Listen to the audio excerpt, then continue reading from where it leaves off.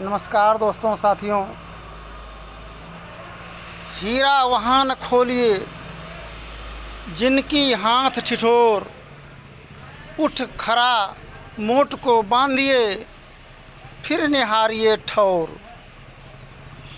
आज मुखिया, सरपंच, जिला परिषद, वार्ड मेंबर समिति का प्रचार प्रसार के संबंध में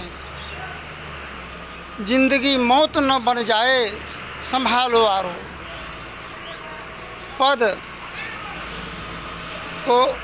अगर प्राप्त होता है तो प्रतिष्ठा नहीं, और प्रतिष्ठा अगर है तो पद नहीं। कोई मुखिया में अगर खड़ा होता है, क्या कहते हैं, मुखिया पद के उम्मीदवार, सरपंच पद के उम्मीदवार।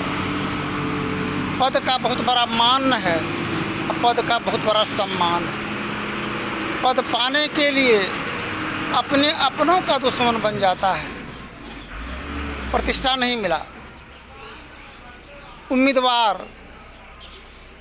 का यही अर्थ होता है, जो उम्मीद करता है, आशा रखता है, भरोसा करता है, उसी के ऊपर संघर्ष की वार व छार प्रहार होता है। कोई जीत जाए वह भी परेशान रहेंगे जीवन की हर गतिविधि से, कोई हार जाएंगे, उनका भी एक समस्या हाहाकारी का मचा हुआ रहेगा जीवन में। एक बार मुखिया के चुनाव में मुखिया पद पर जब खड़ा हुए थे, प्रचार प्रसार के हेतु जिधर ही जाते थे वो सभी कहता था कि दास जी आपका ही समर्थन में हम लोग हैं। सब कोई मन फूल करके बहुत बड़ा हो गया कि मेरा समर्थन सब जगह का है, किंतु मेरा पत्नी का, धर्म पत्नी का समर्थन नहीं था। क्यों? कोई उनको कह दिया जा कर के कि अगर ये मुखिया बन जाएगा, जीत जाएगा, तो कभी घर का परिवार को सम्मान नहीं देगा, रात दिन लोगों के ही हर व्यवस्था में लगे रहेंगे, घर का ख्याल तक भी नहीं रहेगा, उतना मन जुड़ जाएगा दूसरों में। इसलिए पत्नी की सहमति नहीं था। पत्नी कहती थी कि देखिए आप ऐसा काज नहीं कीजिए कि जाकर सभी के सामने सर नमन करना पड़े, नतमस्तक होना पड़े, भिक्षुक की काज नहीं करें। आप ऐसा काज करें जो कि राजा महाराजाओं का कार्य होता है, संत महाऋषियों का कार्य होता है।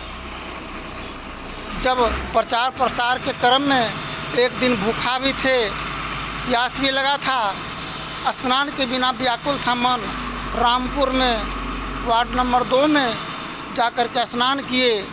एक गरीब व्यक्ति के यहाँ वहाँ थोड़ा विश्राम किए, आराम और कुछ पानी पिए।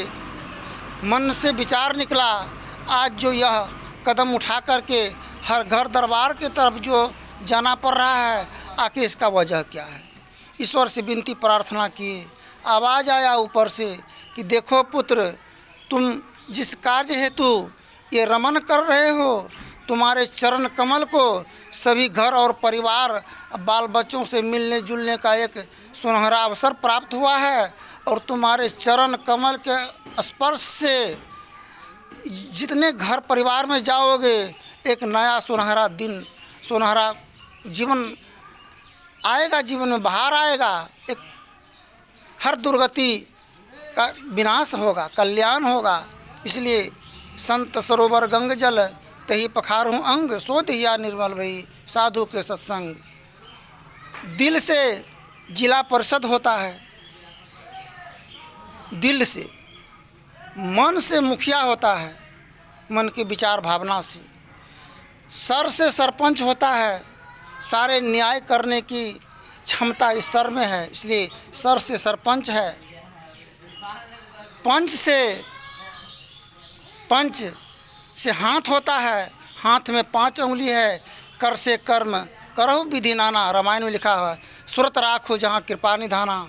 इस हाथ से सरकार की राशि आया हुआ मुखिया से, सरपंच से ले कर के हर जन जन तक पहुँचाने का काम मेंबर का होता है।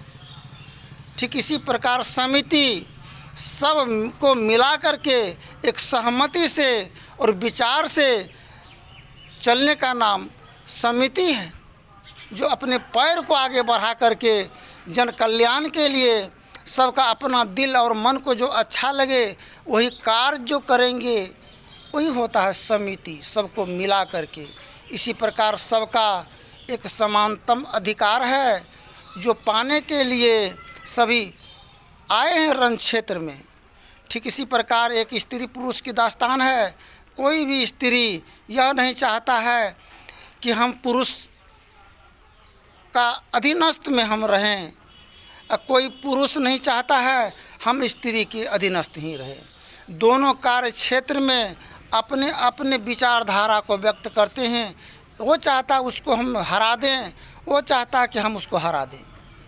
अपने अपने जीत के लिए चाहे कितना हो न शिकवा गिला करना पड़े वो करने के लिए तत्पर तैयार रहती है। एक स्त्री कह रही है अपने गोतनी के बारे में, अपने पति को कह रही है, वह कह रही है कि देखिए, वह बोल रही थी कि जो भवो भैंसुर को मारता है तो ज़्यादा दिन नहीं बचता है।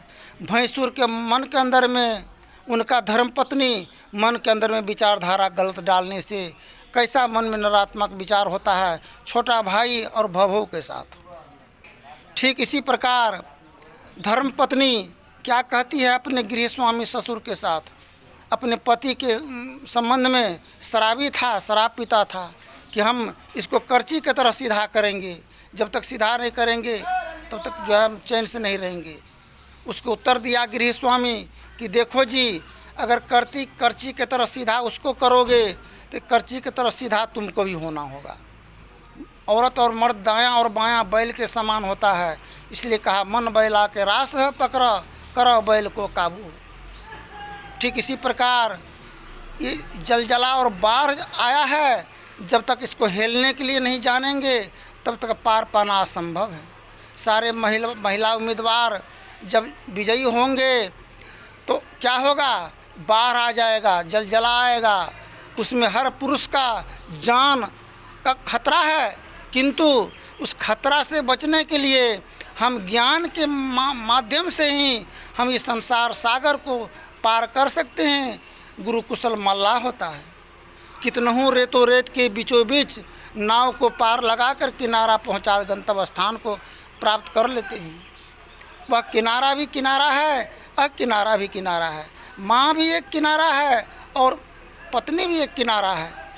बाल बच्चा एक समुद्र सागर के समान होता है, जिसमें पार करने का संत महापुरुषों के पास वैसा युक्ति और कला ज्ञान होता है, जिसमें जीवन का सफ़र यात्रा तय होता है। उसी समुद्र, एक समुद्र स्त्री समुद्र के समान है और पिता आसमान के समान है। कुशल मल्लाह होते हैं। ज्ञान का संत सदगुरु कबीर साहब की वाणी है, कागज की एक नाव बनी है, पत्थर की करवार तही चरी संत पुकार रहे हैं, बुरत है जग संसार। बुरन वाले को बुरन दो, तीन बात नहीं बुरे, श्रद्धा सत्य शील स्वभाव। सबके पास श्रद्धा सत्य और शील स्वभाव हो तो जीवन कभी दुर्गति की ओर नहीं जाएगा। किसी का माल मवेशी अगर खुल करके अपना ही खेत का फसल अगर चर जाए तो उस माल मवेशी को किस ढट्ठा में दिया जाएगा।